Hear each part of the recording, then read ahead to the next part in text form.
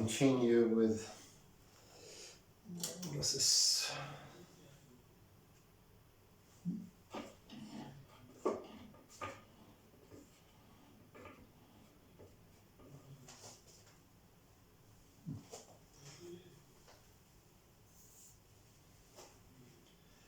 continue with a summary and review of the last two chapters from Joachim Schulte's nice book, Expression, Experience and Expression, the philosophy of psychology, Wittgenstein's philosophy of psychology.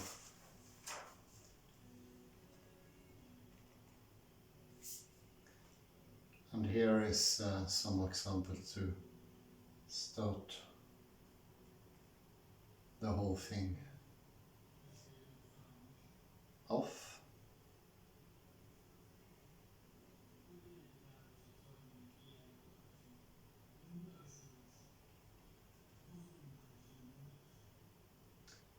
On the other hand, it would be falls under very, talking about now what about the first question. This is from page 124. Now what about the first question is raise your arm and you'll feel that you are raising your arm, an empirical statement.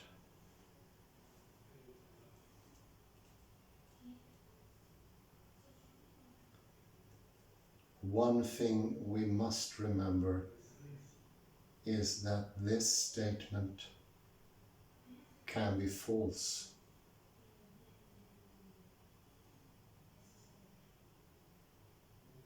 One thing we must remember is that this statement can be false. This is the case, for instance, when the person we are talking to has taken a drug which renders his limbs numb so that he'll feel nothing.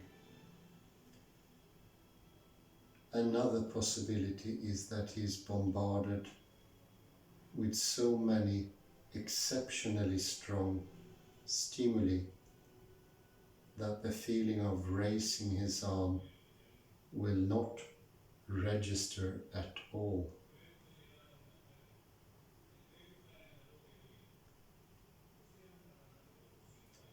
The possible falsity of the statement seems to speak in favor of thinking that it is an empirical one.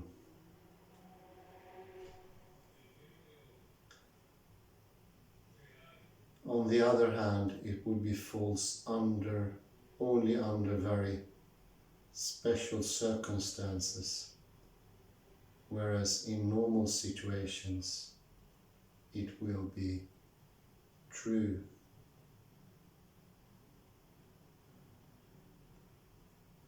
And we do not feel sure. We do feel sure that somehow it cannot normally help but be true that the feeling that one is raising one's arm is simply part of raising one's arm. Yet, it is surely not a purely conceptual truth. That is, it is not what we may wish to call an analytic statement. Is the same true of the statement, make a sad face and you'll feel sad? No.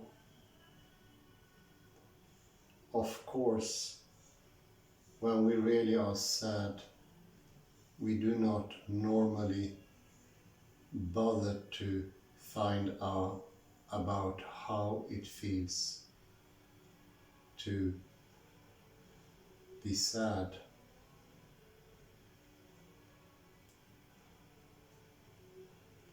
But in many cases of, as it were, minor sadness,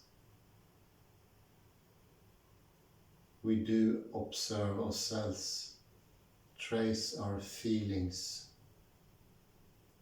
and even compare them with our feelings on other occasions.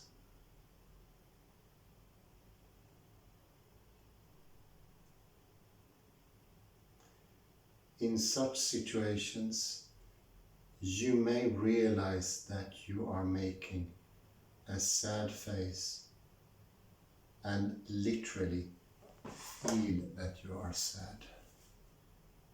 I think you see the likeness here. There is such a thing as a sad posture, a sunken-in posture, slouched, de-energized. I think today, because of these mistakes in the understanding of language, we no longer can reach into that. This is actually exactly what we are doing to ourselves.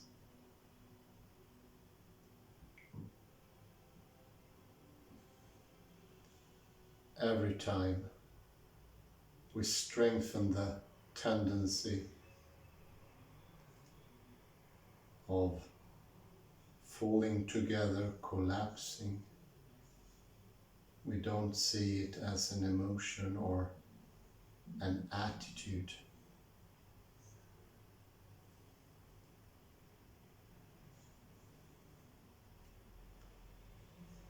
Although it would not be too far-fetched to say that that is a stuck-in emotion. Maybe even of the sort of an emotion of the amnesia, or a general emotion of the misunderstanding, of not realizing that these things are far from mysterious, hidden, or even undisclosed.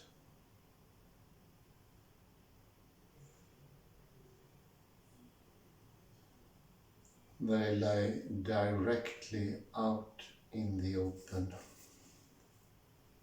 with no hidden aspects. It is just as we can see the emotions in others, we can read their minds,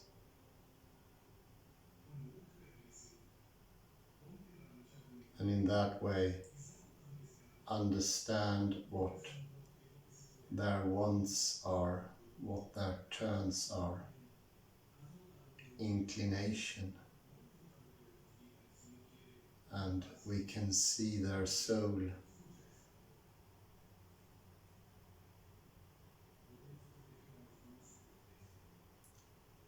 This is denied our most modern philosophers. Bertrand Russell made it out to be a hypothetical question that can only be answered by interviewing the person having the emotion, not by observing him or her.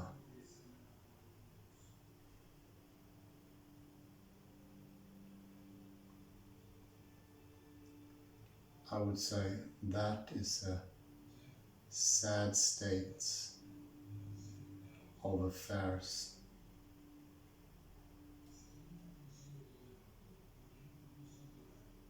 predominantly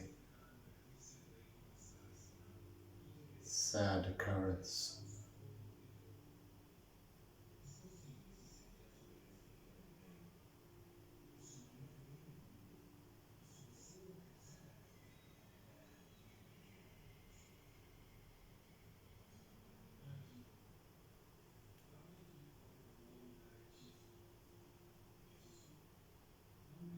When we stop being able to see other people's emotion, we lose a great part of our humanity.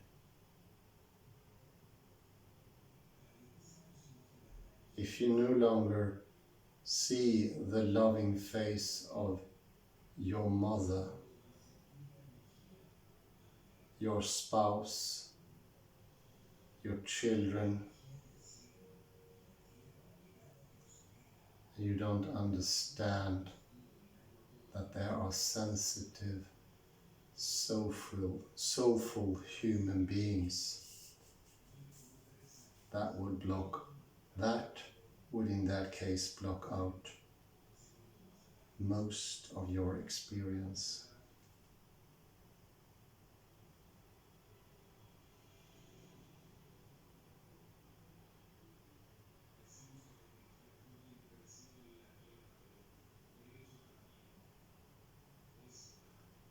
Now, I would also say that that take of Bertrand Russell nullifies his own philosophy. It doesn't feel that it is placed in the real world at all anymore, among blood-filled, feeling people.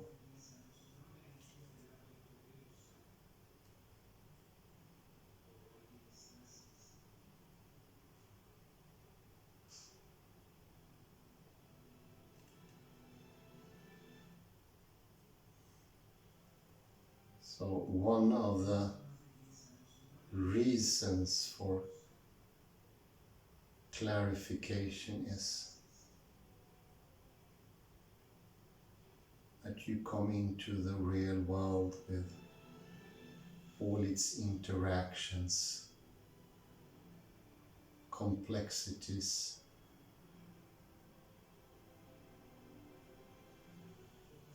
shades, tonalities,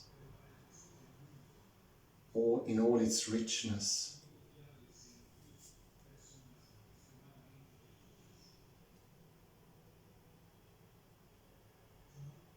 In a way, it's once more opening up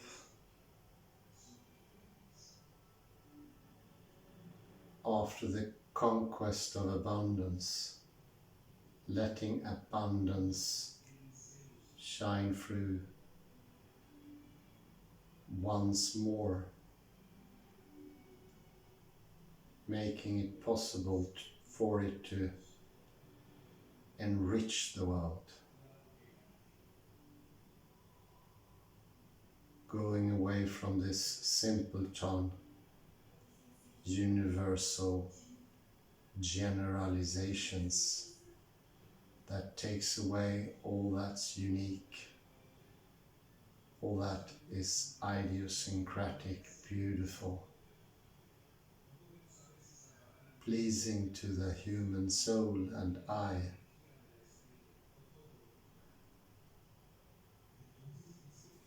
And so to speak, beraving existence of its deeper sense.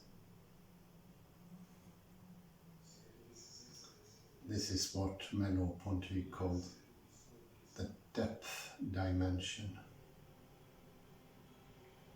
The sheer fact that the world has differences is in itself dimension of deep depth.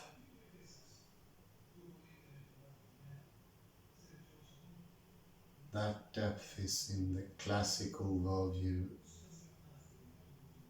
replaced by an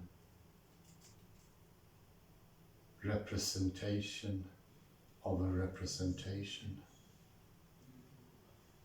The x, y, z of the Cartesian coordinates that are supposed to be depth instead of that richness, we can only perceive once we understand that our complexities, our attitudes, our emotions are visible, real, and in this world. And what we usually call inner is also visible, because there is a place for such a term as inner. It has a specific grammar only. It doesn't have a physical place inside of the person.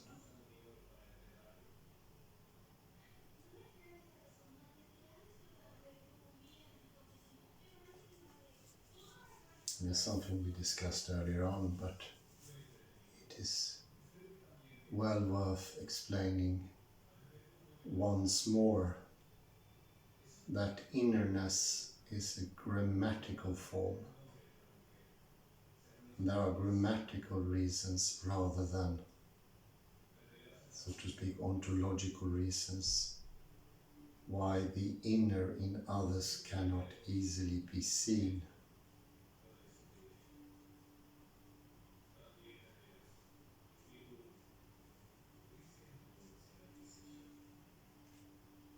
It is not inaccessible because it's down deep beyond or before or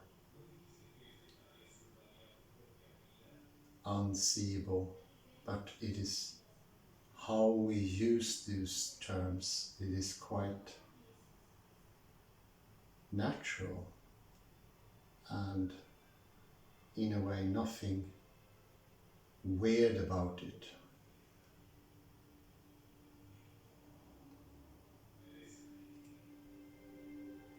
Possibly the most natural thing in the world.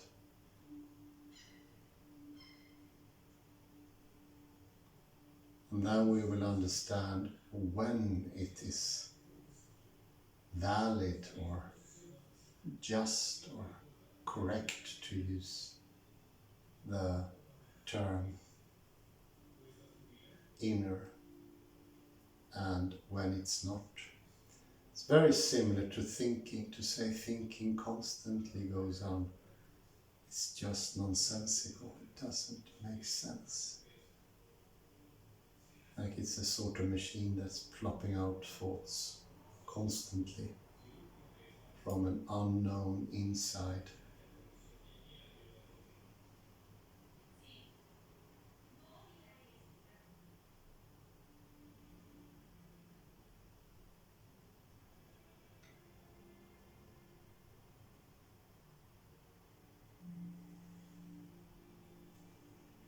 Another thing that struck me when reading Wittgenstein is that you get this lovely calmness about things. Here you find rest in thinking. And I think that is indicative that one is going in the right direction. I would say a philosophy that doesn't bring you calmness,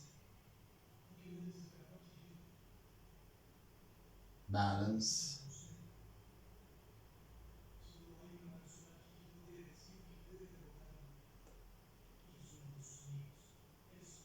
satisfaction, and that it rings true in you, as in the method of Wittgenstein, where you are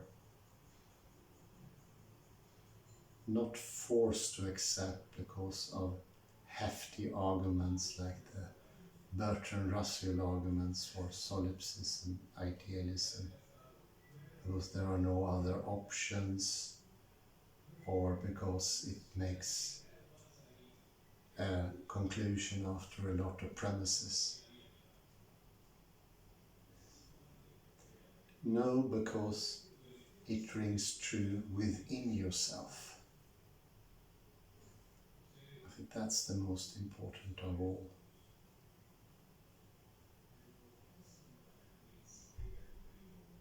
Try to find truth outside of yourself. It's pretty close to private language. The idea that there is an outer language of representation through machine-like conclusions, as we discussed in the book Life, Death by Derrida, how thinking itself today have turned machine-like, that all the conclusions or the way of making conclusions, the logic, has in itself been popularized, generalized,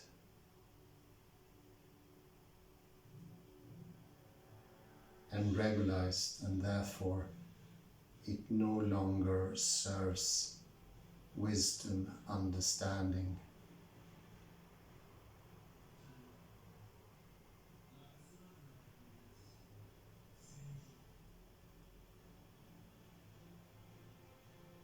It blocks understanding. This grid of ready-made conclusions that so easily can be acknowledged of other for some sort of purpose review or general rationality arguments.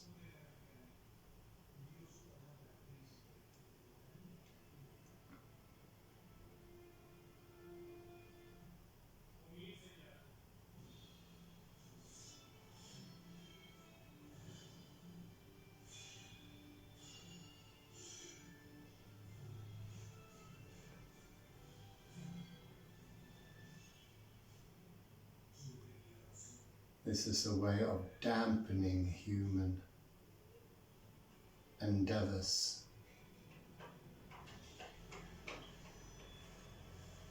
Where we will be able to, we will be less able to achieve things.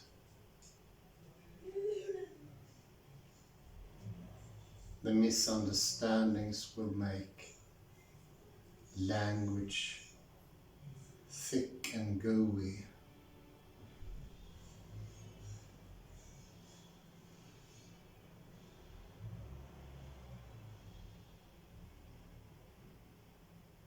Will be an unthankful thinking.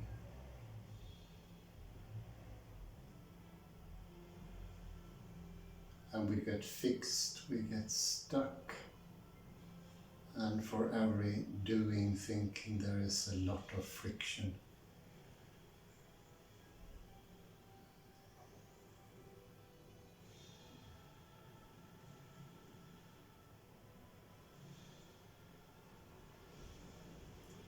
But once you realize your inside is coming from the outside and vice versa, you will be more, as I said before, able to trust your own thinking.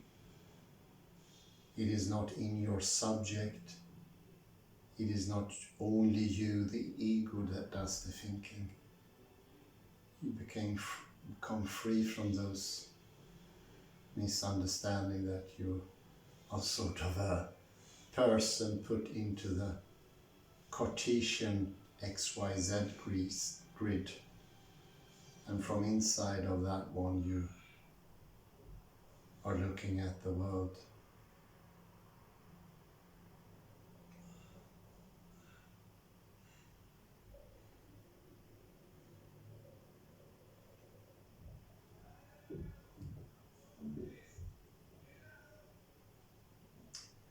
The limits of the language game is the limit of your world. Instead, as it could sound to some ears, that it is a limitation, it is just the opposite. It's a gigantic step to freedom. And I'd compare that to having a great toolbox and use some sort of mechanic, and you say that there is no limits here, I can do whatever I want with these instruments, aka you don't know how to use them. What will your possibilities be, your range with these instruments?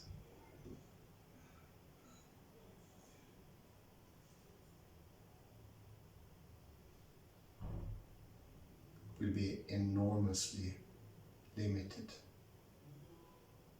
Hardly anything. And that's the same thing when not knowing the limits of language. The limits is the use, nothing else. The grammatical rules of Heidegger are how we use language. There are no rules out there flying about like the classical supposed eternal permanent laws of physics.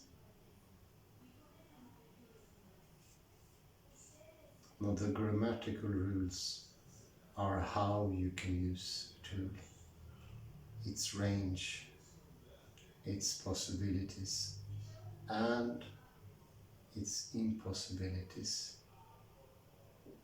what it can't do.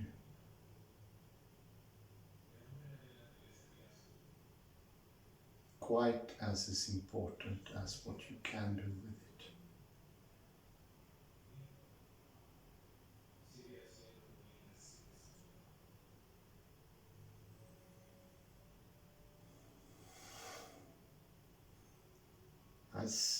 I'm beginning slowly to understand the scope of Wittgenstein, and still I'm afraid, and do excuse me for that, I'm telling the good message in negative terms. It's like what we missed out on. But not knowing the use of language is extremely limiting. And I start thinking there is, if you were Bertrand Russell, you had no freedom whatsoever. You'd be enormously restricted in your life. And although he sort of on the surface, taking up Bertrand Russell as an example, excuse me dear old Bertie, but the reason is he changed philosophical views so often. And I start realizing he changed nothing. Because his use or misuse of the Sprachspiel, language game, was exactly the same. It had the same effect on others. What do I mean by that? Well, his facial expressions, his demeanor, what actual effect he had on his environment. His doings were the same. Possibly then rather unskilled, as indicated by thinking it made any difference whether he was solipsistic or idealistic or empiricistic or reductionistic or what of all the different strands he fell for. I think I lost count last time I checked.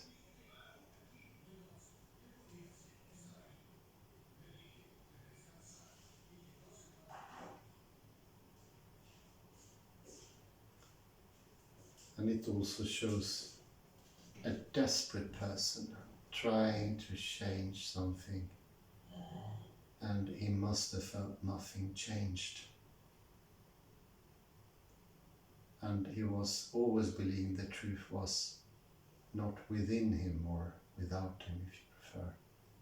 Truth was transcendental, unreachable, or that extremely limiting grid of how conclusions should be made for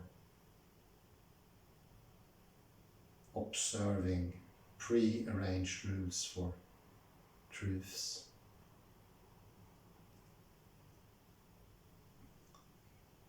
Incredibly limiting system. And a system we know cannot produce anything new. It is limited already at the very outset.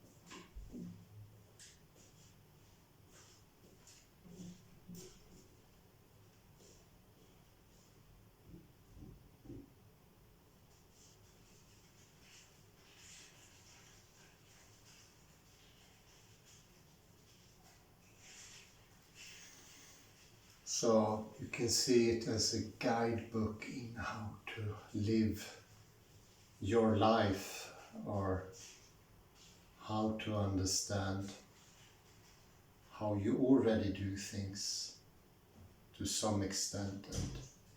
But that's where you begin. You start with the things you already understand, and you sort of expand that, make that bigger. Like if you had an accident and you have to start learning to walk again, start with the things you already know, the things that are working. Don't start from scratch, and needs also to be done in a certain order.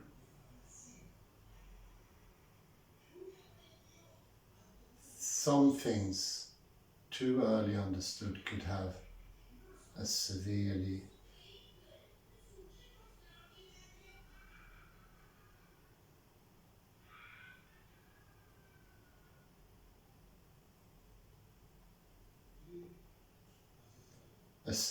limiting effect on the development. If you try to take it in, like you try to take in the different philosophies of Bertrand Russell or similar, like I want to see the ideology behind it. Can you give me the short version or the summary of philosophical investigation, or, God forbid, remarks of the philosophy of psychology? That is just dreadful. Put it in a nutshell and lose everything. No, it's with a thorough, careful reading this beautiful understanding is coming about. And you realize it is just incredibly simple in reality. Nothing complicated at all.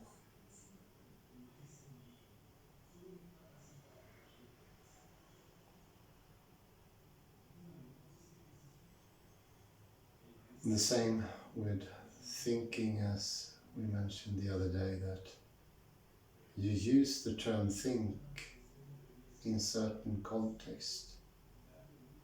Then you realize, we use it, I thought about it carefully, I think was my example.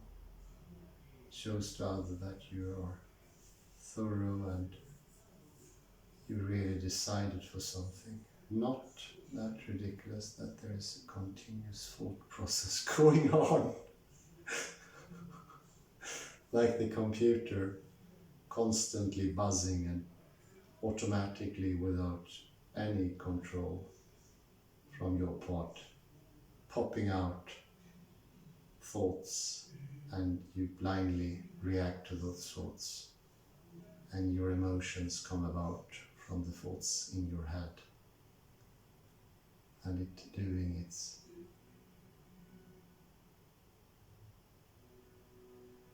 own work. You do not have to be included in that. You become so automatized that you stop being.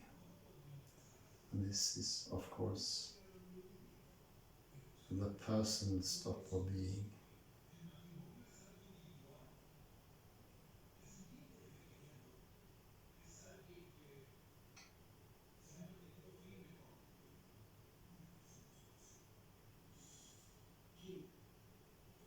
Whereas you understand the tools because somewhere this example with the toolbox metaphor of mine breaks down. It's because those tools are also you.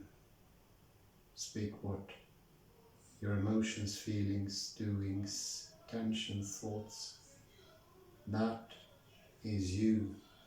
There is not, as I would say, as normally speculated, something above and on top of that consciousness, as it's often called today. Consciousness as well is a word also used in specific context, but to say that there is a permanent consciousness going on doesn't do human beings justice at all. It is like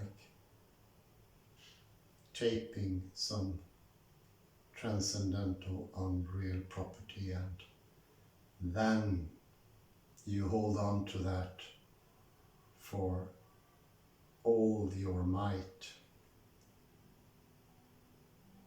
That's what you have, and it's not even anything.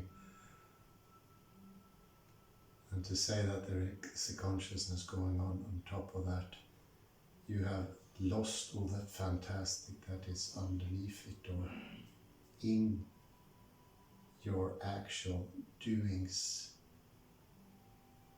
As I said earlier, one aspect, when you realize you can actually see the soul in others, you will also become more soulful and you will treat people in a very different way if you see them as conscious than you would if you see them as this machine-like, non-living way, where consciousness is just an add-on.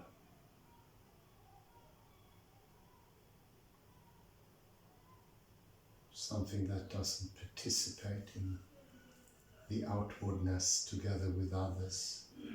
And it doesn't have a corollary either, which is an important thing of the arguments or pointers in the private language example. Without the corollary, we are pretty much lost. We make use of the corollary to know if our own doings, thinkings, sayings, speculations makes any sense. There is definitely no advantage in that. It's the second limit. Because we live in a real world of these relations and not knowing if what you're thinking works you will become less and less connected to everything around you.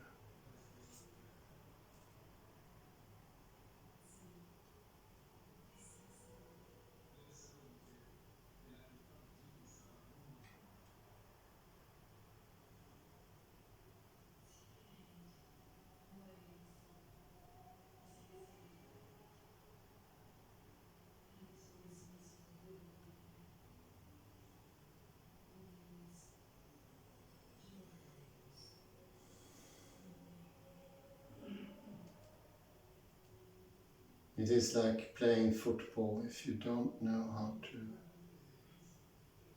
pass, to move the ball, how to take the ball and shoot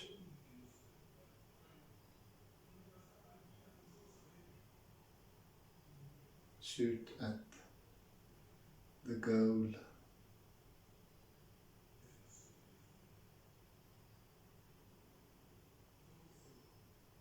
that will leave you dissatisfied.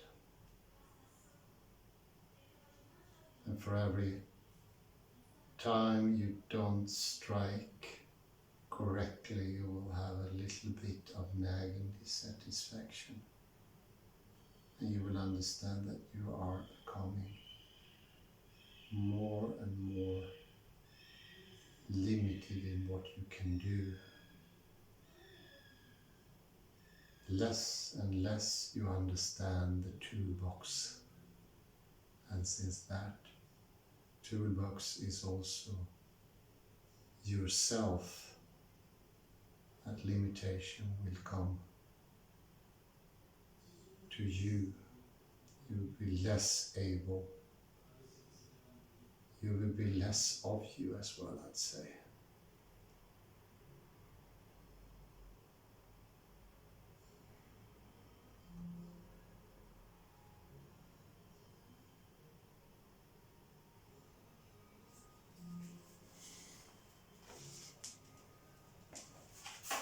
I think there is no wonder these days that so many think that the best way for freedom, since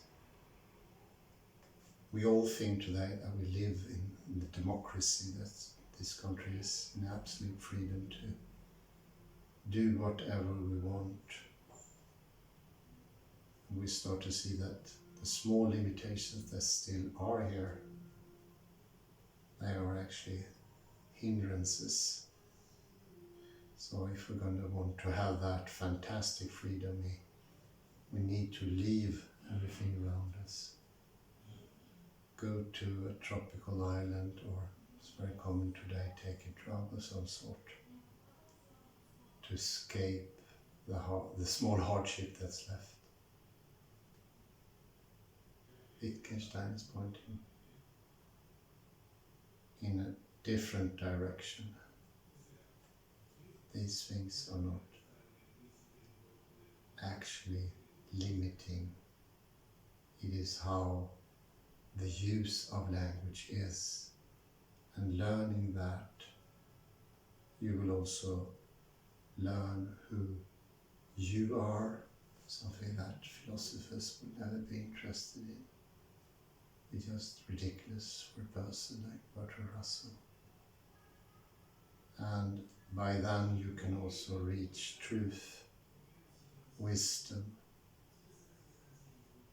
and really know how truth is made and what is morally better.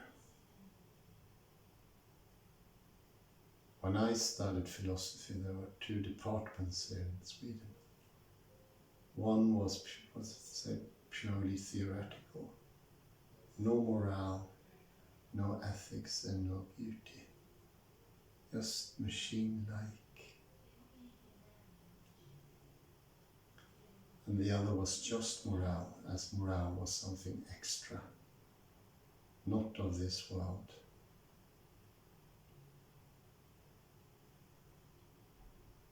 An additive to the atomistic world.